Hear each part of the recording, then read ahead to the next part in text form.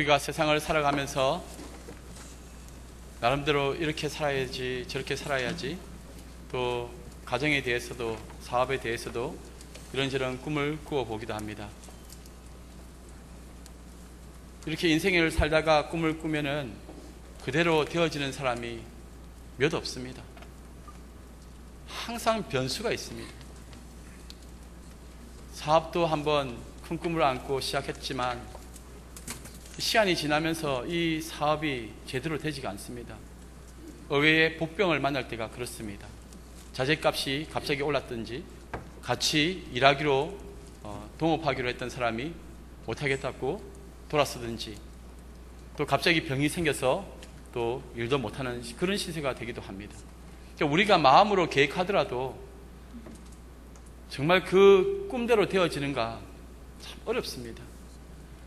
오히려 우리가 살아가면서 내 마음과는 다르게, 내 생각과는 다르게 구덩이에 빠져버릴 때가 많이 있습니다. 이 삶의 구덩이, 이 절망의 구덩이에 빠질 때가 얼마나 많은지 모릅니다. 세상 사람들도 삶의 구덩이에 빠지기도 하고 우리 믿는 사람들도 삶의 구덩이에 빠지게 됩니다. 다 육체의 연약함 가운데서 이 죄 많은 인생길 속에서 아픔 많고 괴로움 많은 사망의 골짜기를 걸어가고, 또 그 누구도 도와줄 수 없는 그 깊은 죽음의 구덩이에 빠지기도 합니다. 세상 사람들도 빠지기도 하고 우리 믿음의 자녀들도 빠지기도 합니다. 그러다가 또 세상 사람들이나 우리나 시간이 지나면은 또 회복되어지기도 하고 또 인생을 그렇게 살아갑니다. 그리고 또 빠지고 또 다시 살아나고. 그런데 세상 사람들이 삶을 돌아볼 때에는 참 다행이었구나, 그때 그 사람이 없었으면은, 그때 때마침 그런 일이 생기지 않았더라면은 나는 아마 죽었을 텐데,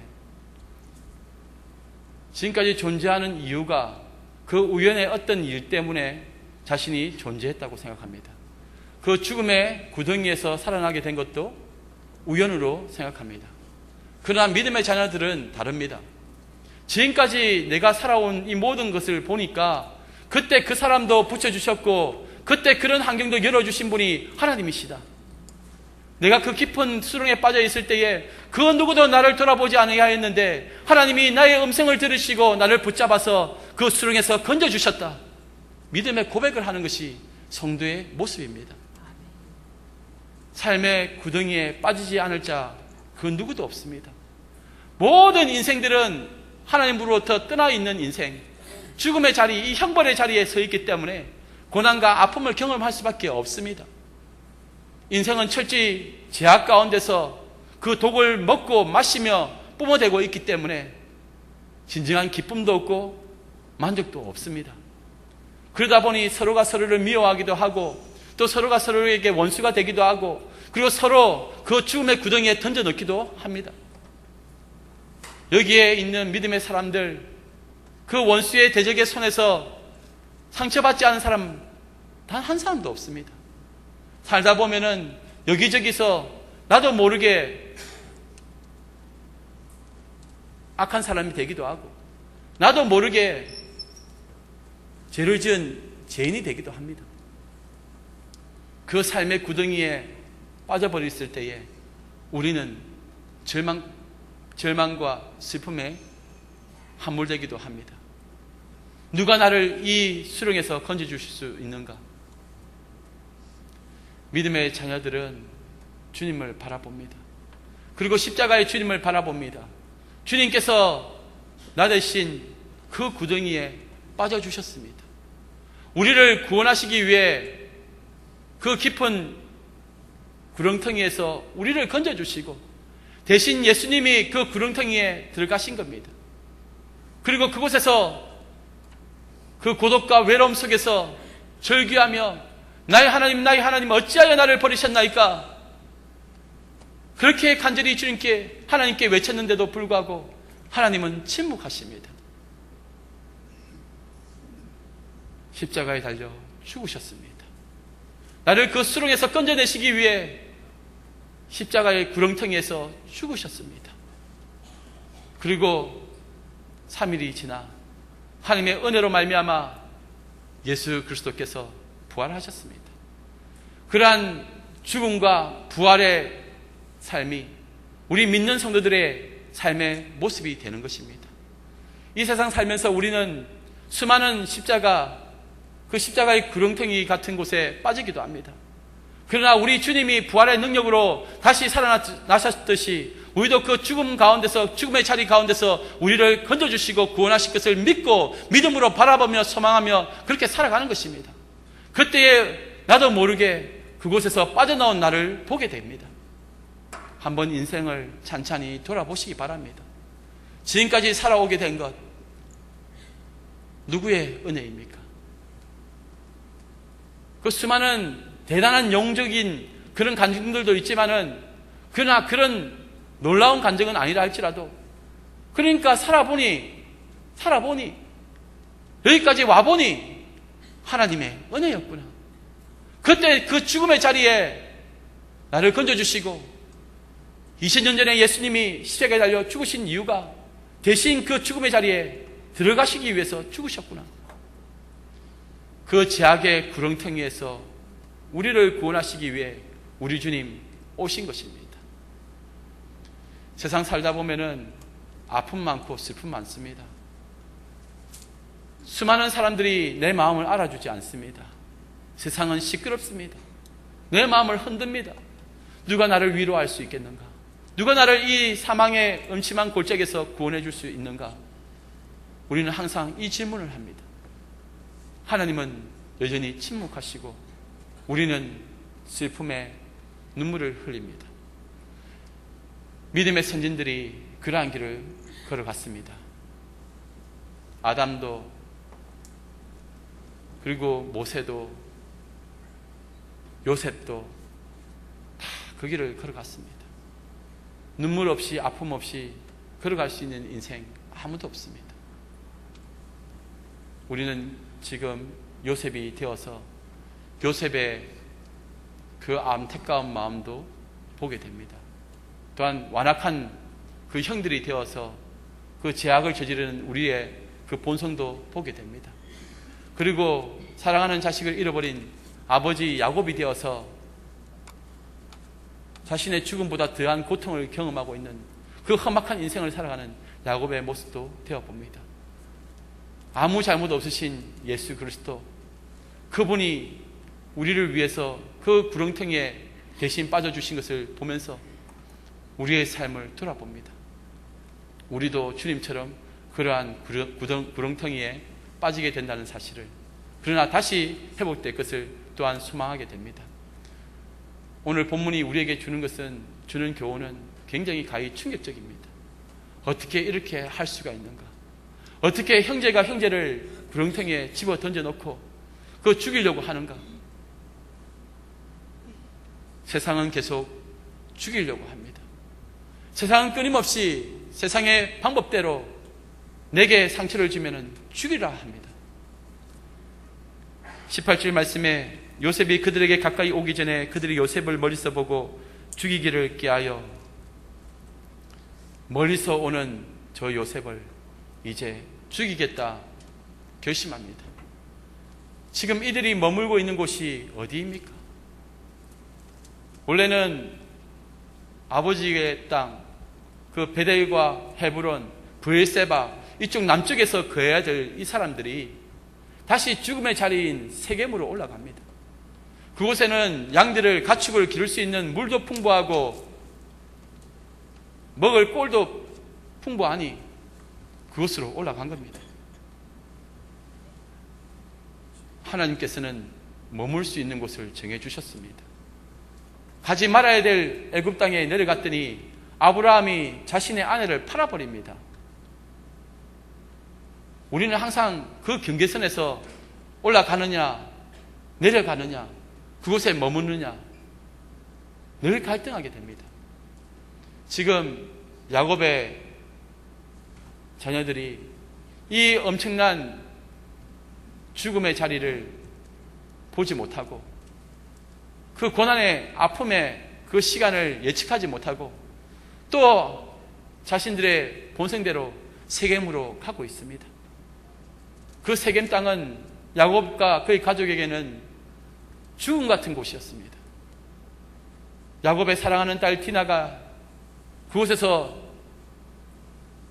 욕을 당하고 거기에 화가 난 야곱의 자식들이 거기에 세겜 사람들을 다 죽여버립니다.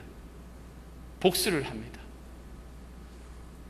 어쨌든 내게 상처를 주었으니 복수를 하는 겁니다. 그리고 이제 그 이방 사람들의 복수가 두려워서 부랴부랴 도망갑니다. 그때에 하나님께서 그들을 보호하여 주셔서 다시 베델로 헤브론으로 내려올 수 있도록 인도해 주셨습니다. 지금 이 요셉의 형제들이 그 세겜 땅으로, 죽음의 땅으로 걸어가고 있습니다. 하나님이 계시지 않는 곳이라 생각했던 그 세겜 땅, 그 위쪽으로 아버지가 없는 그곳으로 가는 겁니다. 그곳에 가니 이제 감히 상상도 하지 못했던 요셉을 죽이고자 하는 마음이 든 것입니다. 아버지 옆에 있었다면 이렇게 할 수가 없습니다. 지금까지도 아버지가 옆에 계시니, 아버지의 하나님이 이곳에 계시니, 그 제단을 쌓았던 이 베델의 제단이 있는 이곳에서는 도무지 요셉을 죽일 수 없으니 더 멀리 떠나는 겁니다.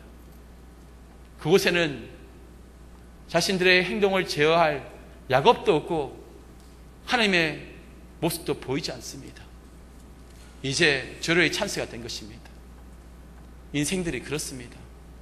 하나님 앞에 서지 아니하면은 곧 죽음의 자리에 서게 되고 그곳에서 희생도 당하지만은 오히려 살인자가 될 수도 있고 죄악을 저지르는 이 형제들의 모습이 될 수 있다는 겁니다. 지금 어디에 머물러 있습니까? 지금 어디로 가고 계십니까?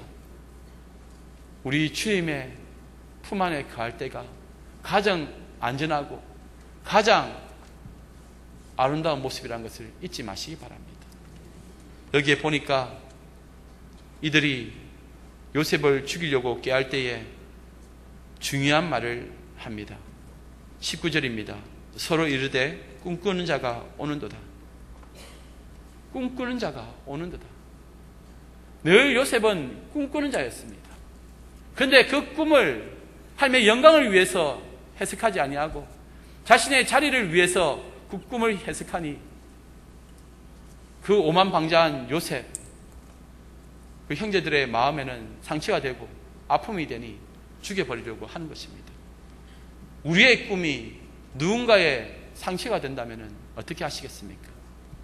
나의 기쁨이 그 누군가의 슬픔이 된다면 어떻게 하시겠습니까? 나의 꿈이 다른 사람의 꿈을 깨뜨려 버린다면 어떻게 하는 겁니까? 더 정확하게 말해서 서로 이르되 꿈 깨는 자가 오는도다. 이것이 정확한 표현이 아니겠습니까? 행복한 가정의 꿈, 형제간에 우애 있게 지낼 수 있는 꿈. 그런데 이 꿈이 이 교만한 요셉의 꿈 때문에 깨어졌다 생각하는 것입니다. 물론 신학적으로 이것을 다르게 해석할 수도 있겠지만은 이 가정의 정황상 이렇게 보는 것이 당연할 것입니다. 그래서 그를 죽이겠다는 겁니다. 자신들의 꿈을 깨뜨린 이 자를 죽이겠다는 겁니다. 예수 그리스도께서 꿈을 가지고 이 땅에 오셨습니다. 이 재앙 많은 인생들을 구원하기 위해서 예수님은 꿈을 꾸시며 이 땅에 오셨습니다. 그런데 이 땅의 사람들은 자신들의 그 욕망에 사로잡힌 꿈을 내려놓지 않습니다. 예수님의 꿈이 자신들의 꿈을 깨뜨려 버리니까 이들은 가만히 있지 못합니다. 그래서 예수님을 십자가에 못 박아 죽여버립니다. 그러면 예수의 꿈이 무너지고 하나님의 뜻이 이루어지지 않을 줄 그렇게 알았다는 것입니다.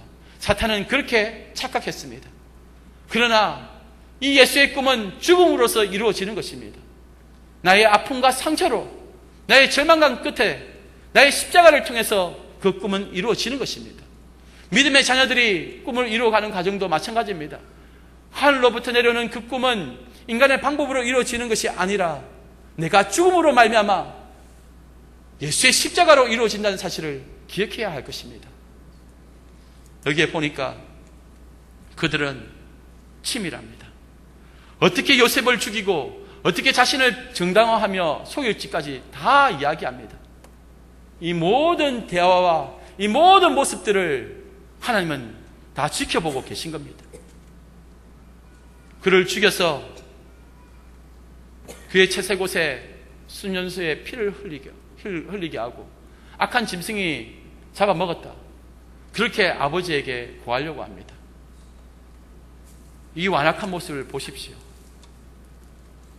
그런데 그곳에서 르우벤이 그 형제들을 만류합니다. 그렇게 하지 말라고 합니다. 굳이 죽여야 할 이유가 뭐냐? 이 르우벤의 모습을 보면서 저는 빌라도의 모습이 보여집니다. 그나마 그래서 양심껏 재판을 하려고 합니다. 굳이 죽일 이유가 뭐냐? 하나님의 은혜 가운데서 결국은 죽음을 모면하는 요셉을 봅니다. 그리고 이 요셉은 이스마엘 사람들에게 은이십에 팔려갑니다. 그리고 애굽에 종살이를 하게 됩니다. 아버지 야곱에게 돌아온 요셉의 형제들은 자신들의 갑본대로 그 요셉의 채색옷을 보여줍니다. 이미 그곳은 순염소의 피로 물들어 있습니다. 야곱은 이제 자신이 사랑하는 아들 요셉을 잃었다고 생각합니다. 그리고 요셉을 다시 만나기까지 20년의 그 기간을 가슴앓이하며 괴로워하며 슬픔 가운데 죽음 가운데 거하게 됩니다. 비통해하며 괴로워하는 이 야곱에게 이 형제들이 하는 모습을 보십시오. 아버지를 위로합니다. 그러나 아버지는 그 위로를 받으려고 하지 않습니다. 지금 이 요셉의 형제들이 하고 있는 모습을 한번 보십시오. 물 한 방울 없는 그 깊은 구덩이, 죽음의 구덩이에 내리쬐는 태양볕 아래 괴로워하며 살려달라고 애원하는 이 요셉을 그 가운데 가둬버리고 그 위에서 자신들의 허기진 배를 채우고 있는 그 모습을 한번 보시기 바랍니다. 요셉의 애타는 마음은 그들의 마음을 움직일 수 없었습니다. 그들이 앉아서 음식을 먹다가 이제 이 요셉을 팔아버리려고 그 이스마엘 상인들을 기다리고 있습니다. 우리의 완악함이 이렇습니다. 우리가 요셉이 될 수도 있지만은 그 이전에 우리가 바로 이러한 요셉의 형제들이 될 수 있다는 사실을 기억해야 합니다. 그 구덩이에 요셉을 던져놓은 그 형제들이 무엇을 하고 있습니까? 자기가 지금 먹는 것이 더 중요하다는 것 아니겠습니까? 항상 우리가 요셉이라고 생각하죠. 요셉 맞습니다. 그런데 그보다 앞서서 재앙 많은 형제들이라는 것입니다. 오늘 이 말씀을 왜 이 시간 우리에게 주셨겠습니까? 여기에 있는 사람들 중에 단 한 사람도 이 말씀에서 벗어날 수 있는 사람 단 한 사람도 없다는 것입니다. 정신 바짝 차리고 이 말씀을 내 마음에 두어야 합니다. 누가 요셉을 죽입니까? 누가 예수님을 그 구덩이에 던져 넣습니까? 바로 우리 자신들이라는 사실을 기억해야 한다는 것입니다. 그것이 죄악의 속성을 유업으로 받은 모든 죄인된 우리들의 모습이라는 것입니다. 나는 의인입니까? 나는 아무 잘못한 것이 없는 의인입니까? 지금 내게 상처를 주고 내 마음을 아프게 한 저 요셉을 죽여야 되겠다. 가인의 자손들의 모습이 그러했습니다. 가인이 시기하여 자신의 동생 아벨을 돌로 쳐서 죽였습니다. 그 세상의 상징이 바로 가인 아닙니까? 그리고 그 자손들이 하는 모습을 한번 보십시오. 무기를 만들고 힘을 비축해서 얼마든지 자신을 괴롭히면은 이런 요셉처럼 죽여버리겠다는 것이 세상의 모습입니다.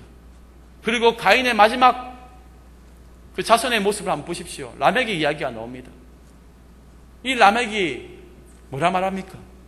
창세기 4장 23절에 라멕이 아내들에게 이르되 아다와 실라여 내 목소리를 들으라. 라멕의 아내들이여 내 말을 들으라. 나의 상처로 말미암아 내가 사람을 죽였고 나의 상함으로 말미암아 소년을 죽였도다. 그렇게 말하고 있습니다. 어린 소년과 아마 말다툼이 있었는지 어떤 일이 있어서 이 라멕과 싸웠던 것 같습니다. 라멕은 힘도 세었고 무기도 있었고 강한 사람이었습니다. 그런데 그 소년과 싸우게 되었는데 그 소년이 먼저 상처를 준 것 같습니다.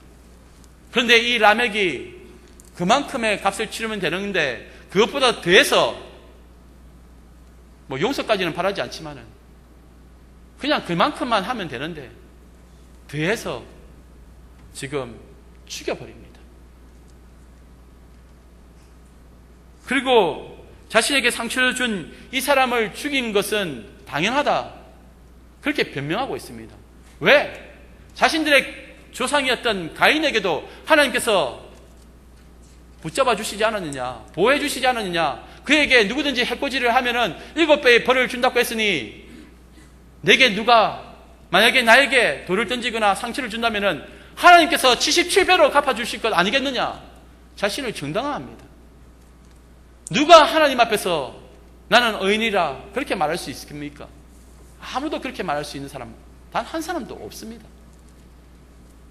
우리가 바로 가인의 후손입니까? 우리가 바로 이 라멕의 자손들입니까? 만약에 우리가 셋의 자손이라면 방법은 다릅니다. 이 셋의 자손들은 철저히 세상 가운데 이리 치이고 저리 치이고 상처받는 존재로 나옵니다. 뭔가를 만들었다는 이야기가 없습니다. 무기를 만들었다는 이야기도 없습니다. 자신들을 보호하기 위해서 성을 쌓았다는 이야기도 없습니다. 그냥 그저 주님과 동행하였더라, 그냥 주님 안에 거하는 것입니다. 그것이 전부였습니다. 무슨 말이냐? 나를 보호하실 수 있는 유일한 분은 하나님밖에 없다는 것입니다. 나의 억울함을 누가 풀어주실 수 있느냐? 하나님밖에 없다는 것입니다. 그 소망을 죽게 두고 있는 사람들, 바로 우리가 그런 존재라는 것입니다. 우리는 항상 갈등합니다. 제 본성 때문에 우리가 요셉의 형제들이 될 것인지, 아니면은 처절하게 돌멩이를 맞고 상처받아서 죽음의 자리까지 내려가는 요셉의 자리가 될 것인지 늘 갈등합니다. 우리 주님이 뭐라 말씀하십니까? 우리 주님은 그냥 죽어버리라 말씀하십니다. 세상은 죽이라고 하는데 우리 주님은 그냥 네가 죽어라 합니다.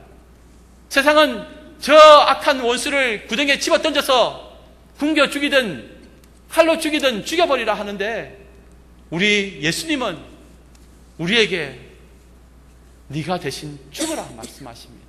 내가 너를 위해 대신 죽었던 것처럼 네가 대신 죽어라, 그렇게 말씀하십니다. 무엇이 정답입니까? 복수하고 죽이는 것이 차라리 쉽습니다. 힘이 있으니 얼마든지 죽일 수 있는 것 아닙니까? 그런데 하나님이 그것을 막으시는데 누가 막겠습니까? 누가 그것을 할 수가 있겠습니까? 하나님의 자손들은, 이 셋의 자손들은 불편하게 세상 살아갈 수밖에 없습니다. 그것이 복음입니다. 자꾸 옆에서 이런저런 사람들이 부추깁니다. 이렇게 하여야지 저렇게 하여야지 훈수를 뜹니다. 그게 하나님의 소리입니까? 하나님이 만약에 옆에서 내게 말씀하신다면 무슨 말씀하실까요? 사람의 소리를 들으시렵니까? 하나님의 소리를 들으시렵니까? 하나님의 자녀는 손에 돌을 들고 있어도 부르르 떨면서 던지려고 해도 차마 던질 수 없는 사람들입니다. 그 돌을 먼저 맞아야 될 대상이 바로 나이기 때문에, 그 구덩이에 빠져도 먼저 빠져야 될 사람이 바로 나이기 때문에 그렇게 할 수가 없어요.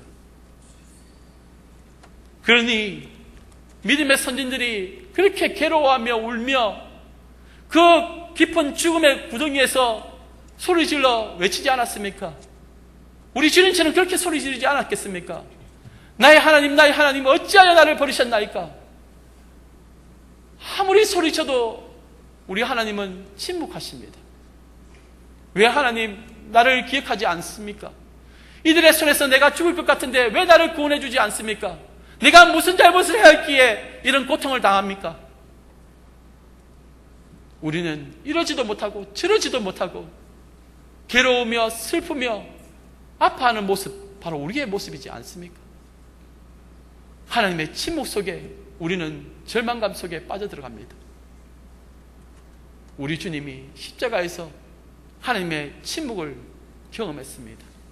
모든 믿음의 자녀들이 아무리 소리질러 부르짖어도 하나님은 움직이지 않는 것 같은데 하나님 어떻게 하면 좋습니까? 시간이 지나니 그 이유를 조금은 알 것 같지 않습니까? 하나님의 침묵의 시간이 하나님의 뜻을 이루는 시간이었음을 이제는 우리는 알게 되었다는 겁니다.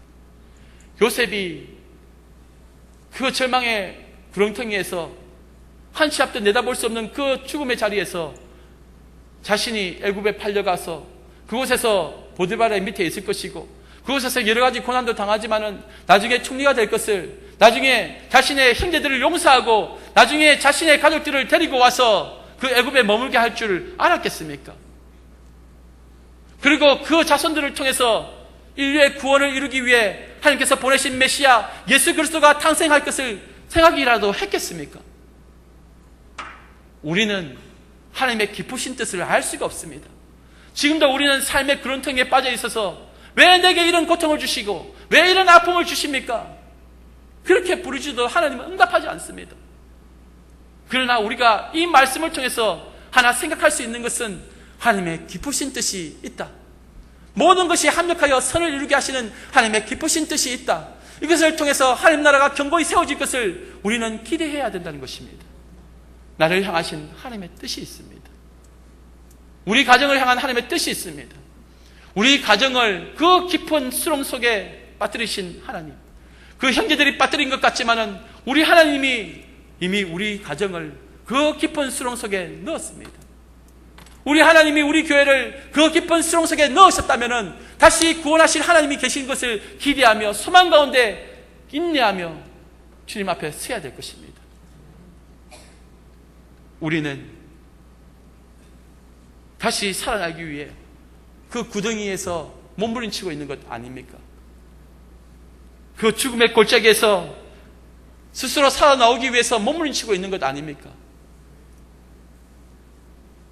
이 죽음의 구덩이, 죄와 사망의 구덩이, 우리 인간 스스로의 힘으로는 도저히 벗어날 수가 없습니다. 그래서 하나님의 구원의 손이 필요한 것입니다. 하나님께서 그 모든 제약을 예수 그리스도에게 짊어지게 하시고 그 구렁텅이 죽음의 자리에 세우시고 우리를 건져 주셨습니다. 이것이 복음입니다. 지금의 삶의 자리에서 우리는 이러지도 못하고 저러지도 못하고 사업 문제로 자녀 문제로 여러 가지 어려워하지만은 그러나 그것이 중요한 것이 아닙니다. 내가 원하는 대로 되는 것이 형통의 삶이 아니라 하나님의 뜻이 이루어지는 것이 형통의 삶입니다. 그 죽음의 자리, 하나님의 침묵의 시간은 하나님의 열심의 시간입니다. 하나님이 열심히 지금 일하고 계시는 것이라는 것을 잊지 마시기 바랍니다. 그 구렁텅이에 빠져 있을 때에 하나님께서는 애굽을 준비하고 계셨습니다. 애굽의 보디발의 집을 준비하고 계셨고 그때에 그 노예를 사올 사람도 준비하고 계셨고 그리고 그곳에서 하나님께서는 하나씩 하나씩 심지어 애굽 왕족까지 하나님께서 예비하고 계셨습니다. 우리는 하나님이 얼마나 크게 움직이고 계신지를 볼 수가 없습니다. 그러니 믿음으로 버티는 것입니다. 그리고 믿음으로 이 믿음의 선진들이 걸어갔던 그 길을 바라보는 것입니다. 그래서 믿음의 선진들이 그렇게 기도했던 것처럼 그렇게 찬송했던 것처럼 우리도 그렇게 찬송하는 것입니다. 내 주여 뜻대로 행하시옵소서. 살든지 죽든지 주의 뜻대로 행하시옵소서. 그것이 우리의 고백이 되는 것입니다. 시편 40편 1절과 2절 말씀에 내가 여호와를 기다리고 기다렸더니 귀를 기울이사 나의 부르짖음을 들으셨도다. 나를 기가 막힐 웅덩이와 수렁에서 끌어올리시고 내 발을 반석 위에 두사 내 걸음을 견고하게 하셨도다. 다윗이든 요셉이든 우리도 마찬가지입니다. 예수님도 마찬가지입니다. 다 참으로 생각해 보면 기가 막힐 웅덩이와 수렁에 빠져본 적이 없겠습니까? 다 빠진 인생들 아닙니까? 그때에 이 시편 기자가 뭐라 말하고 있습니까? 무엇이 참 믿음입니까? 어떤 것이 믿음입니까? 깊은 수렁에 빠져 있을 때에 그 믿음을 시편 기자는 기다리고 기다리는 것이라 말하고 있습니다. 그 구원의 손을 기다리고 기다리는 믿음, 하나님의 구원을 기다리고 있는 그 믿음, 그것이 필요하다는 것입니다. 지금 이러지도 못하고 저러지도 못하고 여러 가지 상황과 환경 속에 갇혀있는 영혼들이 이 자리에 있지 않습니까? 자학의 구렁텅이에 빠져있던, 삶의 구렁텅이에 빠져있던 그 모든 상황 가운데서 이러지도 못하고 저러지도 못하고 힘으로도 할 수 없고 그 어떤 방법으로도 할 수 없는 이 상황 가운데서 오직 내가 해야 될 것은 주님의 구원의 손을 기다리며 바라보며 인내하는 것, 기다리는 것, 그 믿음이 필요하다는 것입니다. 이거 외에 무슨 방법이 있겠습니까? 결국은 이 사망의 자리에서, 이 죄의 자리에서 건져줄 수 있는 유일한 방법, 십자가밖에 없습니다. 우리는 날마다 그런 수렁에 빠지게 됩니다. 모든 인생들은 어쩔 수 없이 삶의 구렁텅이에 빠질 수밖에 없습니다. 그것이 죄악의 자리이고 그것이 죽음의 자리입니다. 그때에 우리는 십자가를 바라보아야 합니다. 원수가 나를 죽이려고 할 때에, 나는 대적할 수 있는 힘이 있을 그때에, 이제 내가 곧 그의 약점도 알고 그를 무너뜨릴 수 있는 방법도 있고 나를 도와줄 수 있는 많은 사람이 있을 그때에 우리 주님이 하필이면 그때에 말씀을 주십니다. 그때에 십자가를 보여주십니다. 그를 죽이려고 가느냐? 네가 죽어라. 십자가에 달려 죽으십시오. 그리고 이 삶의 지고를 우리 주님과 함께 하면서 우리 주님께 맡겨버리시기 바랍니다. 시편 61편에 이런 고백이 있습니다. 나의 영혼이 잠잠히 하나님만 바라미여 나의 구원이 그에게서 나는도다. 나의 영혼아 잠잠히 하나님만 바라라. 나의 소망이 저에게서 나는도다. 오직 주만이 나의 반석이 되시며 나의 구원이시니 오직 주만이 나의 산성이며 내가 피할 바위가 되시니 주님만을 의지하겠노라. 그렇게 고백하고 있습니다. 우리의 꿈을 깨는 그 어떤 사람이 우리에게 다가왔을 때에 내가 힘이 없어서 져주는 것 아닙니다. 우리 하나님 자체가 져주시는 분이시고 예수님이 힘이 없어서 십자가에 달려 죽으신 것 아닙니다. 예수님이 오히려 십자가에 달려 죽기까지 복종하시고 져주신 것입니다. 그러면은 사탄은 승리한 줄 알았는데 오히려 져주는 것이 승리라는 것을 보여주셨습니다. 이 세상 악으로 도구로 살아가려고 하지 마시고 이 시간 우리의 마음을 주님 앞에 내어놓으시기 바랍니다. 주님, 내 마음을 주님 앞에 올려드립니다. 이 상한 마음을 올려드리오니 내 마음을 주님 붙잡아 주시옵소서. 요동치는 이 마음을 붙잡아 주시고 오직 주님만을 바라보게 하여 주시고 나의 구원이 오직 주께만 있사오니 바라게 하여 주시옵소서. 그것이 십자가의 사랑으로 이루어지게 하여 주시고 오늘도 죽음의 자리에 서기지만 다시 한 번 더 부활의 능력을 의지하며 주님 바라보니 주님 나를 구원하여 주시옵소서. 우리 가정을 구원하여 주시옵소서. 우리 교회를 구원하여 주시옵소서. 이 나라 이 민족을 구원하여 주시옵소서. 믿음으로 나아가는 저와 여러분들 되시기를 바랍니다. 이 시간 우리 함께 기도합시다. 하나님, 내 영혼을 붙잡아 주시옵소서. 하나님 아버지, 내가 정말 하나님 앞에 온전히 세워지기를 원합니다. 하나님 아버지, 나를 불쌍히 여겨 주시옵소서. 사람을 죽이려고 하는 그 발걸음을 돌이키게 하여 주시고 차라리 내가 죽는 인생 되게 하여 주옵소서. 내가 져주는 인생 되게 하여 주시옵소서. 우리 주님이 그러하셨듯이 우리가 먼저 죽게 하여 주시고 오직 주님 앞에서 나의 소망이 되시며 구원자 되신 하나님 앞에 침묵하며 주의 도우심을 의뢰하며 기다리는 그 믿음 가지게 하여 주시옵소서. 나의 꿈이 오직 예수임을 고백합니다. 주님과 함께함이 형통의 길이라는 것을 기억하게 함께 하시고 십자가의 길을 걸어가는데 포기하지 않도록 도와주시옵소서. 우리 다 같이 주여 크게 외치고 기도하며 나가겠습니다. 주여!